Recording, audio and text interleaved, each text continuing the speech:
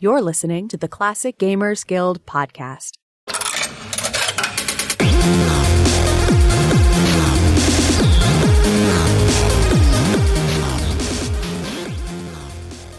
Hello everybody, welcome back to the Classic Gamers Guild podcast. Today we are bringing you our third installment on the October Horror series. So the game is I Have No Mouth and I Must Scream, and it is probably one of the bleakest pieces of media I've ever encountered. I'm not sure if it's necessarily scary, but it is depressing. Yes. I am I can't say long time, but I'm a several years fan of the short story, which I discovered because I heard about this game. It was, I think, way back in the day of Home of the Underdogs. I was going through some of the random recommendations, and this was one of their top dogs, so I knew about it at the time. Not that I ever actually put in the time to actually play it, but I kept it in the back of my mind. I thought it was a weird name. kind of funny, actually. I think I'd kind of chuckled at the name the first time I heard it. Eventually I found out that it was a short story. I read the short story. I, quote unquote, loved the short story. I think it was a great story. It's very disturbing and haunts me. And, so I don't read it very often. But, I wanted to see what the game adaptation would be like. I just never got around to it, and apparently I still have only gotten around to half of it. But yeah, that's my history with this game prior to not almost playing it. Well, it's an interesting concept. You've got the superpowers, right? Of course, Russia, China, and America, and they all get absorbed by another supercomputer that gains sentience. That's kind of a very grim look at how things might go, being that all human beings, they don't do very well, and all that's left is a small group of them, and they are to be potentially tortured for all of eternity. Yeah, it's a bright and cheerful kind of story. And to those who haven't played it, obviously spoilers ahead for the game and a bit for the book as well. But that being said, there's only so much we can spoil because it's an experience, this game. So there's probably not a whole lot of harm in listening to this if you haven't played it, because it's something you just got to experience. But the long short of it, as Anna began to touch on, is there's only 5 people left at the end of World War III, and they're kept by the machine whose name is M. From I think therefore I am, and he basically just keeps these 5 humans to as playthings to torture and have fun with in horrible ways for his own bemusement. Mm-hmm. Well, I mean, technically, AM stood for what did it stand for?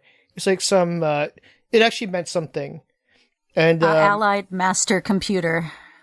Kind of poetically fitting too. I thought there's something just ominous and all powerful about being called M that fit pretty well. But yeah, so he keeps these humans as his playthings, and what I really liked about the game that I didn't expect was that it was not so much an adaptation of the book, but not a continuation either. It doesn't try to copy what the book does. It just takes the book and expands on it. It gives you more background on the characters and such. It's kind of a supplement to the book. You've all read the book, so I'm more saying this to the audience than to you guys. But it kind of fleshes out the short story. The short story was actually written in one go. That was his first draft that he published, basically. So he wrote it. And then just said, there, I'm done. He just didn't go back and edit anything. But the game basically references a lot of the stuff that happens in the short story. And, the bad endings of the game is how the short story ends in pieces, because each one kind of takes a slice out of the last little the book's ending and incorporates it into each of their final monologues. So it's basically a reimagining. It is an adaptation in that he completely reworked the story. There's a part in Benny's story in the game where he references the moment where they find the food, but can't access it. Right? So, yeah. So they do refer to instances of the short story, but it's completely different from how things unfolded. Yeah, exactly. I would say the book just captures a snapshot of the experience of what these humans live through, all through the character of Ted, who's obviously one of the 5 in the game. Whereas the game gives you an opportunity to understand, these 5 characters individually. For example, hold on. Is it it's not Nimrod, but that's all that's in my head right now. No, Nimdok. Okay, Nimdok, right. So Nimdok in the game has a pretty heavy backstory in that he was, responsible for horrible experimentation in Auschwitz, in the concentration camps, whereas in the book you would have no idea of any of that whatsoever. You might go as far as to sympathize for him. Yeah, I like how each character in the game had a different story and a different environment. It was like entirely different games, and if you can't get anywhere with one, then as long as you have a save game appropriately placed, you can try again with another. Yeah, what was interesting too is I expected all 5 characters to be deplorable. I thought that they would all be kind of on Nimrod, whatever, that guy's level. And they really weren't. I mean, they none of them were great, sans perhaps Ellen, who comes across really as nothing but just a victim.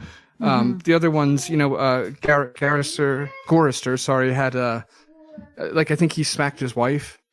And that, I'm not saying that's it. That's a horrible thing to do. Obviously, we don't support any of that. But it doesn't sound like her family's super sweet either. When you're listening to the jukebox and stuff, you're just like, oh man, like what an unpleasant bunch of people anyway. Yeah, and it doesn't sound like, you should be tortured forever in the most barbaric, inhumane ways, sort of crime fit the punishment situation. I was expecting more, a guy who experimented on children from the Holocaust. That makes sense. Like, okay, you'd probably be a good candidate to, just be, horribly tormented for all of time. Whereas the other ones, again, Gorister, I think he hit his wife, once. They kind of make it a point to note that it was an isolated sort of incident. And then there was Ted who he didn't really have any ghosts in his closet either. He was just kind of a dick, like a bit pompous. And that's kind of it. Benny was kind of a bad guy, right? Because he killed some of his comrades at war. Yeah, 3 comrades, but you can't help but feel bad for the guy, and the voice acting was so great, man. When he's just it hurts when he's trying to eat the fruit. I'm just like, oh, poor guy. I actually, it has been a while since I read the book, so a lot of this is sort of bleeding into each other. Did they ever go into that story in the short story about about Benny's past? No, not at all. The one thing they went into was something they didn't touch on in the game at all, because in the game they've shoehorned in Benny having a wife, which I will say in the game was very weird. She's the one that pops up on the hologram towards the end of the game, and it's his key out of the game is to give the wife the fruit, the flowers, and allows himself to pass on. But in the book, not only does he not have a wife or a backstory with war, they make it a point to say that he was gay. That's right. And in doing so, they were just highlighting that because M manipulated his body into this kind of hybrid of, simian and human, that M went out of his way to give him a very large, M gave him just a big old monkey dick, is what I'm trying to say. Really and that was almost... do monkeys have big dicks, or is his dick as big as a monkey? I'm not sure I want that on my Google history right now. I don't want to muddy things up for my recommendations later. Y'all are going to have to write in to give us an answer on that one. Or don't. This podcast is rated PG.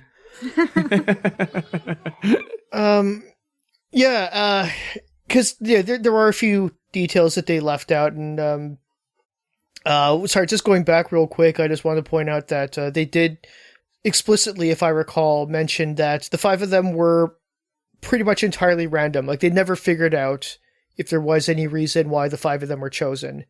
It did say at the beginning, like, there's really no one could figure out why it was those 5. Yeah, because they were like, it's not because they were like the worst people. They were just like people that were chosen, that were even sometimes in specific situations where they had to be a certain way. Yeah, but they end up getting punished for it. But even then, in the book, it doesn't go into pretty much anyone's backstories too much in the book, does it? Yeah, so basically it's just these 5 random people. Yeah. And I guess in the game it's kind of good that they established that, like, hey, one of them was horrible, one of them is really not horrible at all, and others are various degrees on the spectrum of good and bad. Well, I wonder if Harlan, being that he had a part of the making of the game, was able to think, well, why did I put these characters in such a terrible position? And it gave him a chance to kind of expand on that a little bit in a way he couldn't have done without it. Mm-hmm. Especially considering that this is just like the first thing off the top of his head. Mm-hmm. It was kind of a pain in the butt that you had to use every single door to open it, except for in the level, say, with Benny when there was the caves. So Gorrister had to use each door instead of like right, left click, because there was a little bit of like right, left click interaction in the game. Mm-hmm. But I mean, that's a pretty small complaint. It was kind of tricky because you had to use an item multiple times at different times to see how viable it was in your journey. Like, for example, using the tablecloth with Gorrister, you're like, oh, you use it once, what are you going to do with that? Use it twice, well, yeah, what are you going to do with that? But use it later, and it's like, oh, I cleanse myself. This is a good thing.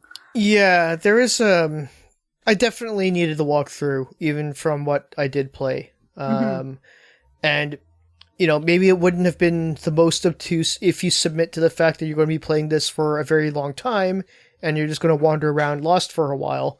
But, you know, there are things when you're trying to get through it, and if you tried to not use a walkthrough and you're, you know, you at least resemble an adult and have, like, less time on your hands, a lot of these puzzles would be kind of annoying. Like, you know, you have to search things twice, and it's like, oh, I didn't notice that before, but here it is. The first time I killed all the creatures to get the key, I thought I had done something wrong, so I restarted the game. I'm like, oh, that can't be what I'm supposed to do.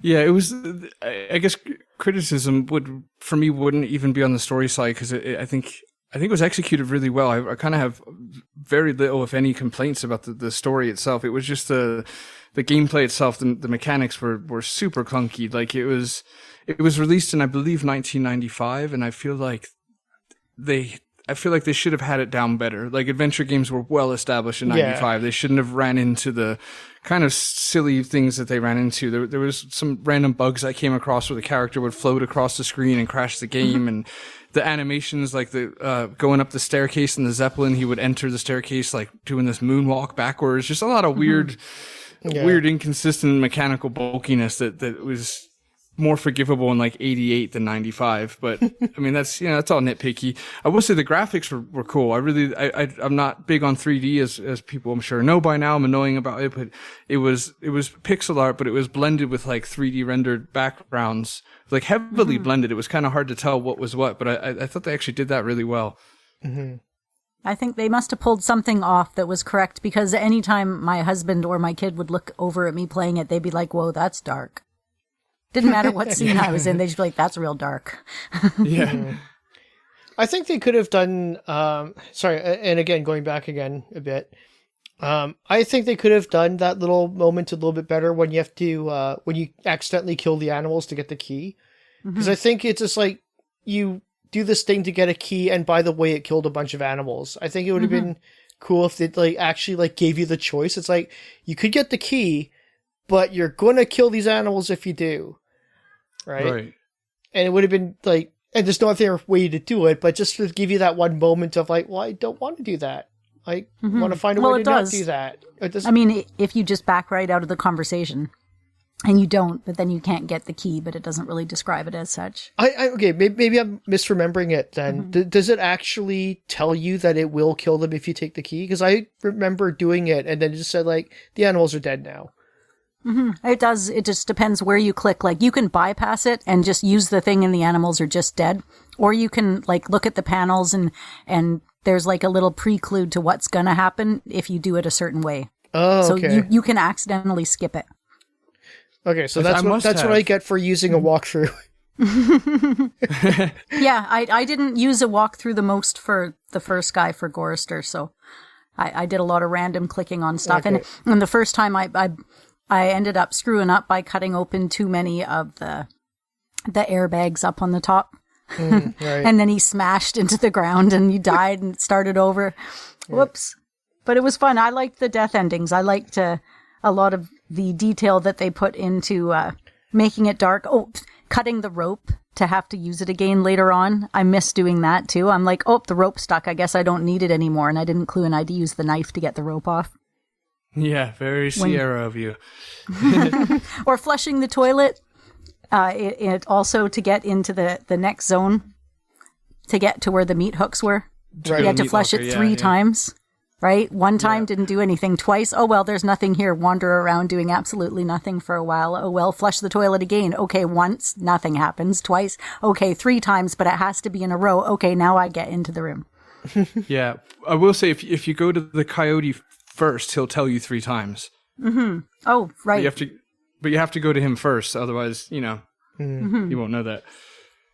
Yeah, Good point. Speaking of deaths too, I probably could have used more of them in this game. Mm-hmm. Me too. There was right. Thank you. There wasn't as many ways to die. Like this would have been a great game for just plenty of Sierra deaths. No. That can't happen. I need it because go ahead. Because you can't really do that because I know it's a little bit inconsistent in the short story because he starts saying one thing and then he ends it differently because, like, again, he just kind of wrote it all in one sitting. But by the time the game came out, they kind of knew that death was kind of the good ending for any of these characters. Right. Well, that's why they don't die. They just go right back to the beginning again. It's like a never-ending hell, but you did it wrong, but you die. They kind of took out that element. And if there was more deaths, that would mean, like, for example, I got stuck with Ellen in some sort of a loop and I couldn't get the robot to understand what the ROM chip wanted. If I could have at least killed her off, I could have started a game. But I didn't have a save file till before when I hadn't quite finished Gorrister, so I had to go back even further. Because you can't just run off and know that that's the way that you die in certain scenarios. I would kind of say all or nothing then. Like it's either you absolutely cannot die like LucasArts style to preserve, the meaningfulness of death in the game, which they didn't do that because there are a few ways to die, but are there? Because they can't. Yeah, there's a couple ways to die. Like if you shoot more than one airbag in the Zeppelin, you'll die. Yeah. That's the only one that comes to mind offhand. There's a couple ways to die, at least 1 or 2 for each character. But to what Anna was saying, and kind of just again, that's what I get for using a walkthrough. Oh yeah. Yeah, sure. I mean, I did try a few times, and it seems like they were protecting me. Yeah, it does, for the most part. And that's kind of where my complaint comes from, is I felt like the game was protecting me, and that took away a little bit of the ominous fear of the game. Like, it didn't feel as there wasn't enough consequence for me in the game. And so to kind of mediate what you're saying, Rick, and what Anna's saying is that they could maintain the purity and holiness, I guess, if you will, of death in the story by... When there was a death scene in the game, what it would do is it would cut back to Am giving a monologue saying, "Do you think I'd let you kill yourself? Or do you think I'd actually let you die? Absolutely not. This is going on forever." So it's, the character doesn't die. He just gets taken out of his simulation, if you will, and returned to Am, with Am, chastising him, saying, like, you really thought I'd let you out of this? No way. Yeah. Right. Okay. I get what you mean. Yeah, so he's just destined to have gone through the death, but now to have to go through it again. And you as the player, your chastising essentially comes into having to repeat the steps it took you to get to the point where you were when you got sent back with that person again. Because you won't lose what happened to any other people you've completed. They'll just remain completed. Yeah. Yeah, and God, the visualization of the book's ending in the game. So the visualization of the game's bad ending and the book's only ending was phenomenal. Like that gelatinous jelly creature with fog for eyes, that was just so haunting. It was really cool. It did its service for sure. Yeah, the other one too, where you end up the player ends up monitoring the computers, but Ego kills the 750 humans on the moon. Like, I wonder how they came up with some of these endings for the game. They're pretty wild. Yeah, exactly. And speaking of it, that was a really cool. That was just a neat thing to add to the game story, the mythos of the grand story of it all. Was that wasn't in the book at all? Again, was that there was, after all, there was 750 humans sleeping on the moon, and they made it a point to where one of the children in the Holocaust camps, had a vision of sleeping sleeping beings beneath the beast. It was really, really well done. You could tell that he was not only involved in the game, but he put a lot of love into it as well, a lot of thought. Yeah. You know what? And, this also brings up a good point, or a point that I want to make, that a lot of people, and this comes to all media, when you adapt something from usually a book into a different medium, everyone criticizes if it's not exactly like the source material. And they think like, oh, if you're going to adapt it, it has to be exactly like it. And I kind of understood that because I kind of went through like a lot of that, like a lot of people. But I eventually came around to thinking, when something's adapted, it's just using the source as a reference. And you kind of just have to consider them to be their own individual things, right?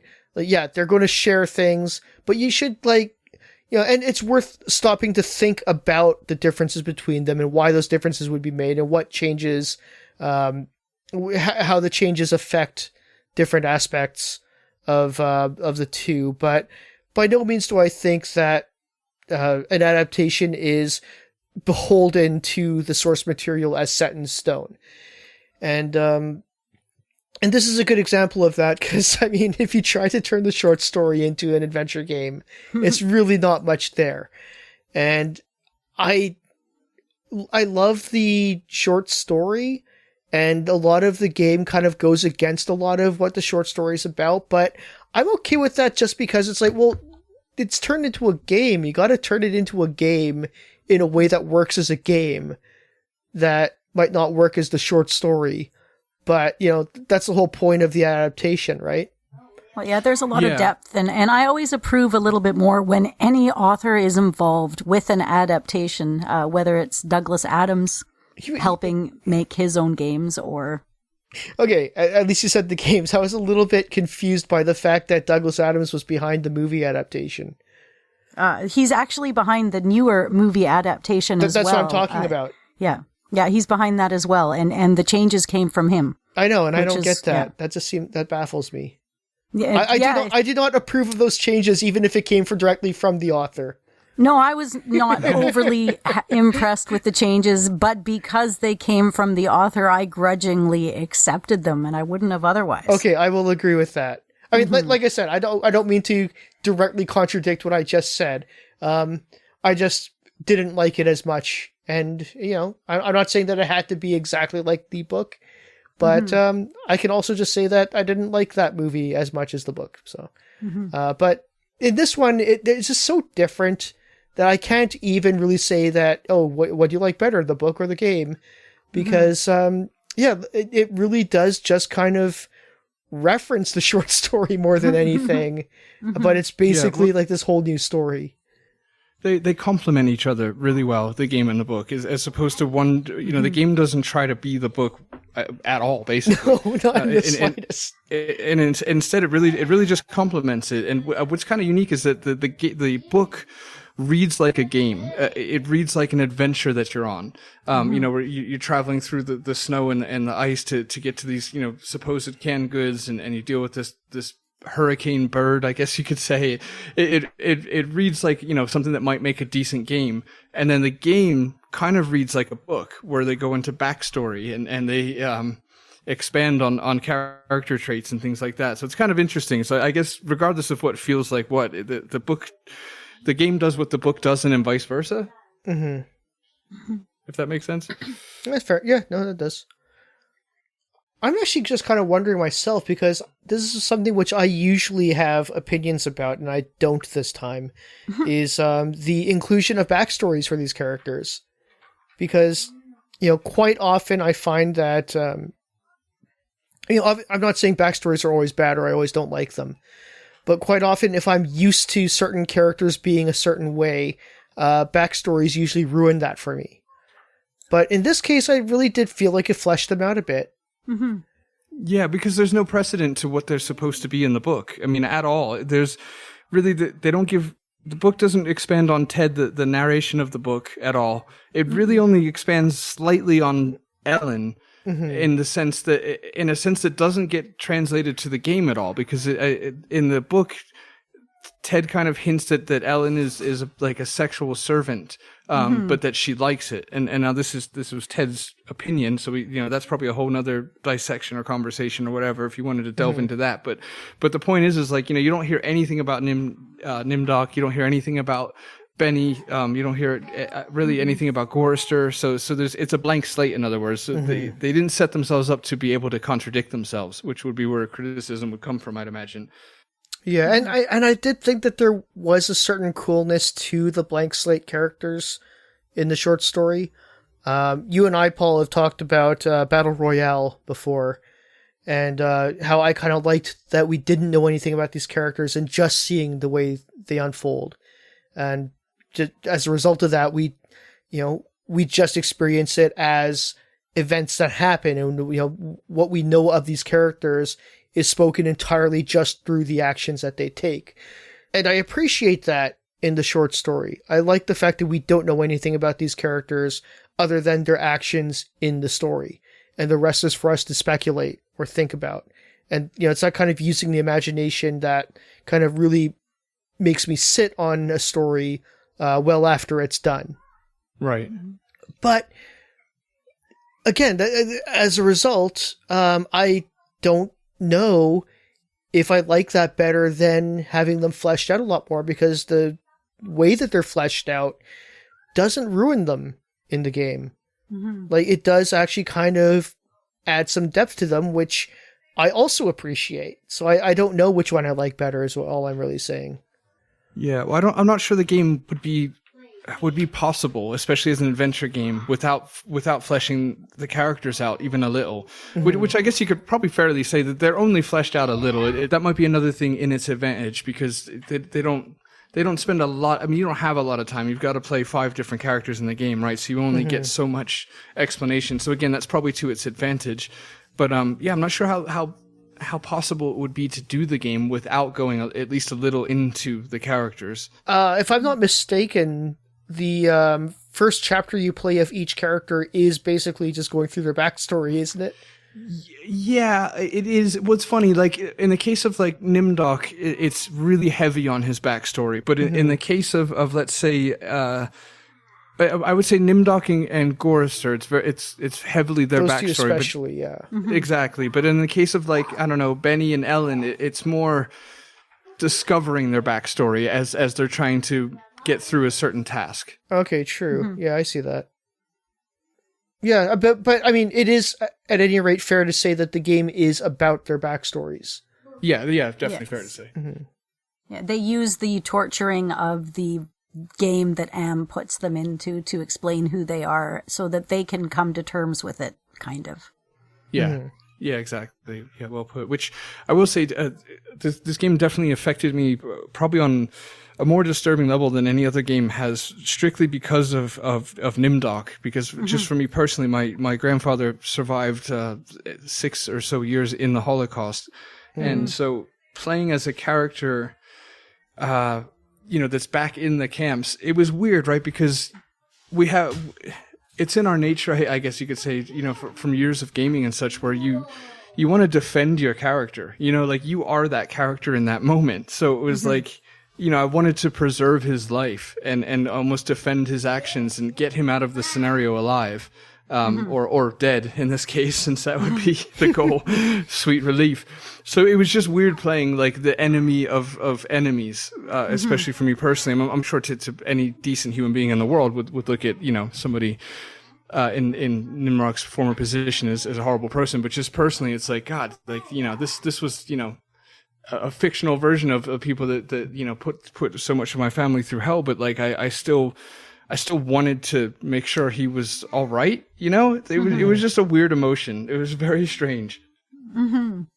A game is always able to touch you a little bit deeper when it's related to you, your life, or your family, or something that's happened. And this is the kind of game that's kind of meant to hit you in those visceral spots. That's what the author is going for, I think, especially when he puts that kind of a depth into the storyline of the characters and making you kind of guess, like, are they really bad guys? And how is it I can still identify with them? And, I love it when a game can push you to feel strong emotions like that.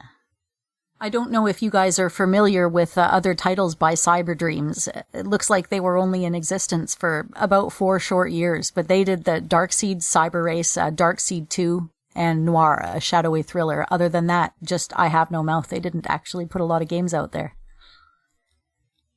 Mm. You said they did the Darkseid games? Yeah, 1 and 2. Interesting, okay. Well, that makes sense. Yeah. Yeah, I haven't played any of the other games. This is the only one I've played out of their little series. Yeah, I haven't either. I want to play Darkseid. It's one of those games that I shouldn't have looked into it anymore, because as soon as I looked a little bit into Darkseid, the criticisms that I heard of it made me not want to play it for a while. Well, there was another company that was involved as well. It's the Dreamers Guild, and they were a publisher and developer from 88 until 1997, but I haven't really played any of their games either. They did stuff like Solitaire and other card games. They did do The Legend of Kyrandia, so you've probably heard of that one. Fairy Tale Adventure, and The Hall of the Dead. Just a bunch of other ones I've never heard of at all. Thief Quest, 1995. So they did Kyrandia, and then Westwood published it? So they were the actual creators of it?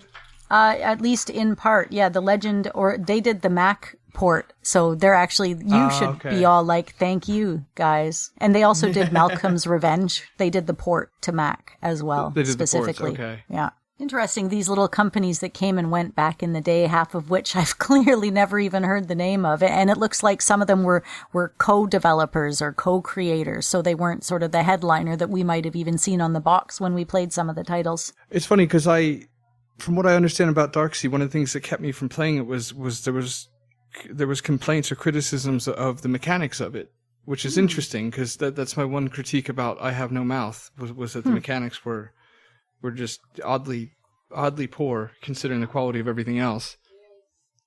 But one thing I wanted to cover, speaking of quality of everything else, good things, the voice acting was amazing in this game. What did you lot think? I totally wanted to bring that up. That's so good. I really, you know what? I didn't turn it off. And it was drawing people's attention. And I almost always would be like, okay, I know what this character sounds like. I'm going to turn it off and just play the stupid game now. And this time I'm just like, I kind of want to hear how they're going to say this. Yeah. I kept waiting for the first character that didn't do a good job, and it never happened. Because, Harlan Ellison voices M. I'm sure you guys know, but to the listeners, he himself voices M, and he's phenomenal. And then, Gorster was great. I forgot the order in which I played him, but just kind of one after another, I'm like, okay, which one's going to be like, the weakest link out of all the voice actors? And it never happened. Like, they all Ellen just delivered was phenomenal. I really liked her Yes, she voice. was my favorite. She did so really, good. Really good. So authentic. I have one thing to say about Harlan Ellison as M. I'm just not sure if I wanted M to have a voice. Right. I think that there would have been something really menacing if he didn't have a voice and it was just like the words, because he's like this supercomputer that has no outlet for any sort of expression other than torturing these people. And so I kind of feel like if he was only able to like just create this monolith with his words and print it on it, would have been a lot more intimidating than to actually hear the voice speak it. I hadn't thought about that.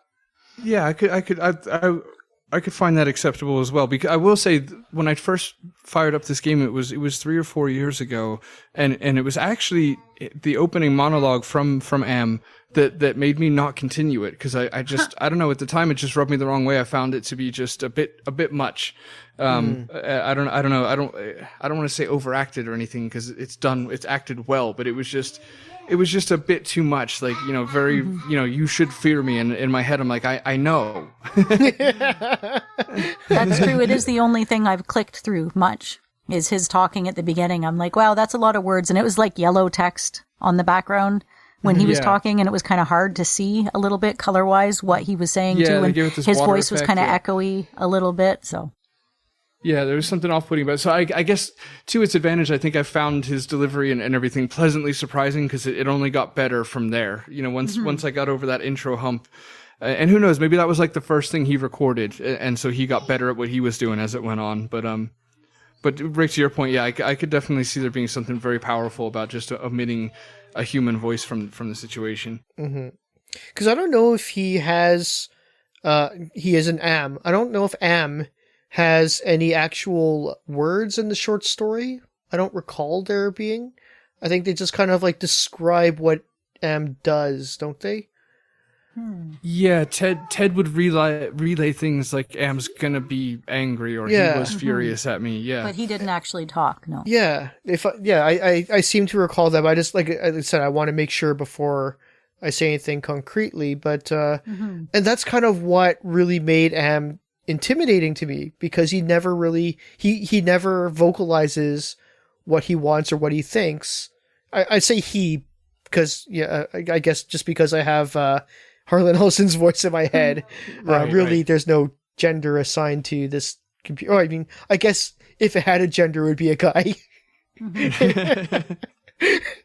I'm sure the women won't fight over this one. They won't fight for ownership. But I mean, I always just thought it was just this presence that didn't have to be embodied in any way. It was just this thing that just controlled their world and their existence and tortured them. And there was no real explanation, or you can only speculate, you can only interpret the actions. But adding the voice to it, again, like you said, it was done well, but I'm not sure if that particularly added compared to taking some of the mystique away. I think there is some sort of actually, let me just pull it up here. Hang on a second. I actually have the short story. I did think it was funny when he was like, Am the Great and Terrible. Like the Wizard of Oz joke. Yeah, I was just going to say. Like the Wizard. Yeah, and while you're looking at that, May, I will say, I think to your point, M comes across very much as he comes across very much as like a godlike entity. So giving a god a human voice, like you said, takes away that mystique it's almost beneath him that way. Right. Or even if they just gave it a robotic voice, if it had to have a voice, maybe would that make a difference? Like it's completely robotic, like as if it's Google reading you back your text. I would say no, only because that's never been done well to my recollection. It would still be annoying, right? Yeah, I've never heard a robot, and I think Harlan probably did the best you can do. So since there's a voice, it was done well. That opening monologue in the game is actually taken from the short story, but it might be important to note that in the short story, it says that Am said very politely in a pillar of stainless steel bearing bright neon lettering. So that image that we see at the beginning of the game, of that big pillar with the words etched into it, that's directly taken from the short story. It's just his voice that was added. Right. In the short story, as I kind of pictured it in my head, and as I kind of would like to have continued picturing in my head, it was just that pillar with the words just there in his, and I guess it was kind of in his head, but probably implanted there by Am.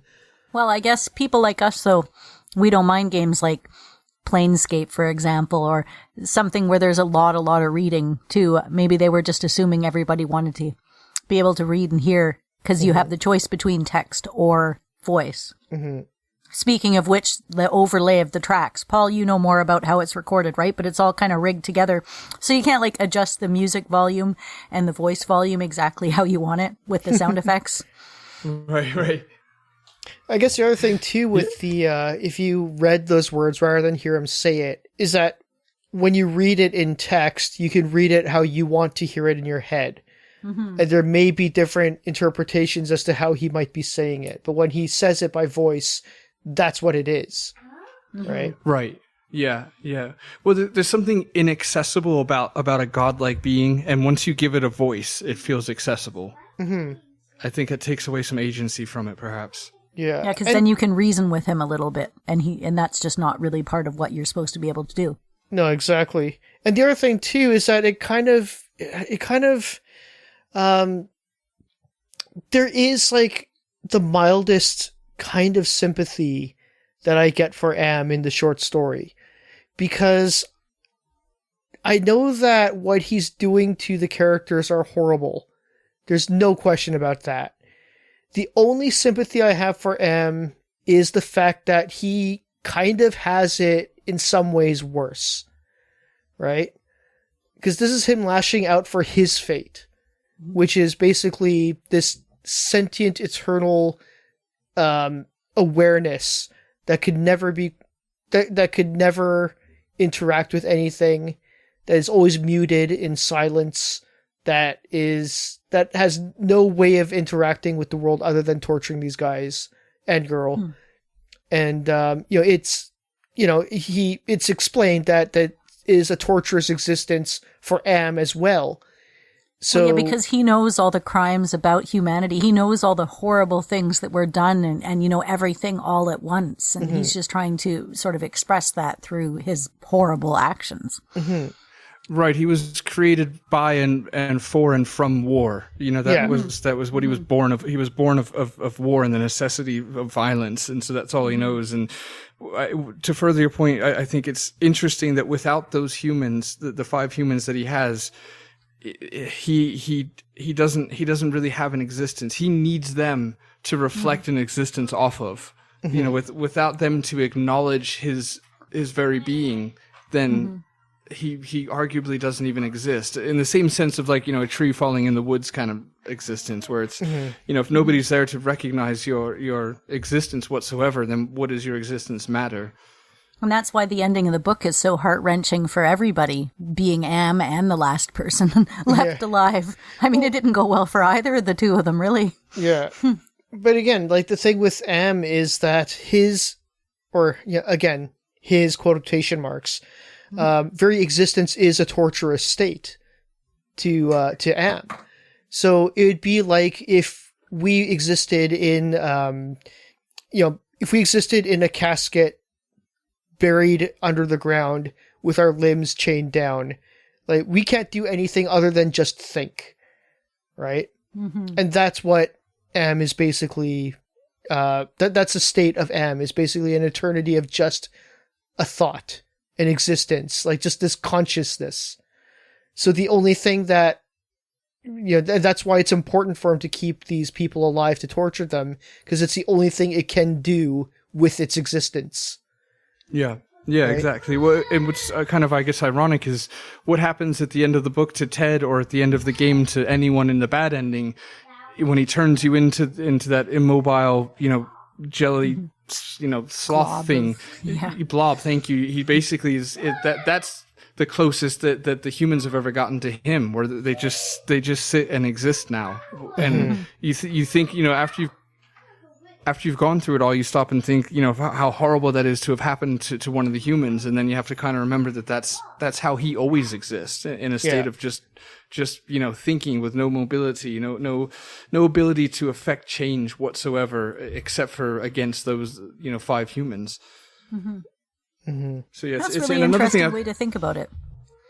Flipping it around like that, Paul. And one more note on that kind of character discovery. This is from the book. So towards the end of the book, Ted is able to kill everyone sans himself, and the last person that he kills is Ellen. And what I'd love that Harlan did in the book, and something I think Rick, you specifically would appreciate, was that he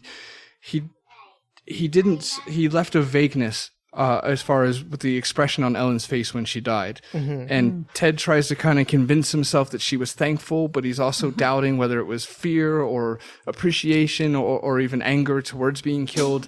And I just thought that was really cool, because it puts you in a position of imagining that, where like you think all you want to do is die because you're tired of the torture, but our survival, everything hinges on us just needing to survive, needing to stay alive. And even if this is the only experience we have, at least it's an experience that we get to have.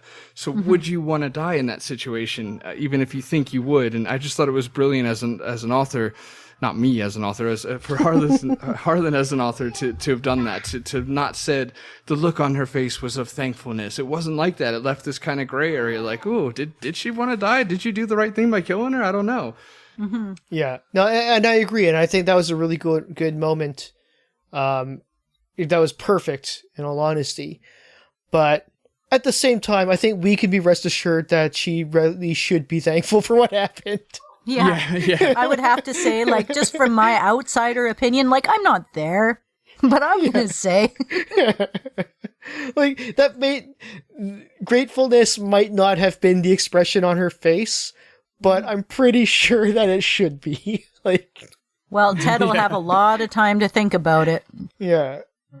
And and that's another one of those little conflicting emotions that's hard to really comprehend, is that we know that Ted is going to be subjected to an eternity of horrific torture, nonstop, just complete, just dreadful existence. But he still has that one, like, at least I can be thankful that I saved the others from this fate. Mm-hmm. Yes. And it's like, okay, if like, obviously, yeah, that's what you would use to try to get you through this. But how much of a consolation is that really at this point? Yeah. Yeah. Yeah, how long can that last? Even a few hundred years. It's Yeah, but any final thoughts just before somebody wraps this up? Well, I'm going to go back and finish the last bits that I haven't. I played a little bit of each of the characters and finished a few of them, but I haven't quite gotten to the end of the game. So talking about it just has me jazzed up to go finish the rest of it. So I do really wish I played this a lot closer to when it came out. I didn't even realize it existed until like the 2000s when Home of the Underdogs was big. And I just know if I did play this when I was like a teenager, this is definitely one that I would have played over and over again to make sure that I got every single possible ending. Oh, yeah. Definitely. I would have loved the darkness of it. I mean, I still do. I liked games that really kind of would be a little bit shocking. Yeah, there's no happy ending. There's just a slightly better ending, I guess. It's all... One of them is actually pretty good. Yeah, the last one. The last one's okay. Yeah. Last one's okay. Yeah, it's okay. That's a good word for it. Good might be pushing it, but it's okay. At least not everybody's dead. So that's something. Well, the world is going to eventually, in like 300 years, get back to, kind of okay. I think we can all relate to that. Yeah. Unfortunately. Yeah, can't wait for 2320. All right, mates. Well, that's all the time we've got for today. Appreciate you lot listening. We've got one more installment for the October Halloween series. That will make 4 because that's how months work. Thank you so much for listening. You can find us on Facebook. We're a page. We're a group. You can find us on Instagram at CGG Podcast. You can find us on Twitter. Do us a tweet at the CG Guild. Check us out on Patreon if you like, at the Classic Gamers Guild. And thank you so much to all of our Patreons. Really appreciate you guys and love you so much for supporting the show, making it all possible. And of course, to our extra special thanks tier, Mark Fillion, Jay Holmes. You guys are bloody legends. We love you. Thank you so much. And I guess that's kind of all the time we got. So wish you all well. We'll talk to you next time. And don't do a mouth. No, don't do a scream. Fuck. Just don't do a murder. Don't do an M. Yeah.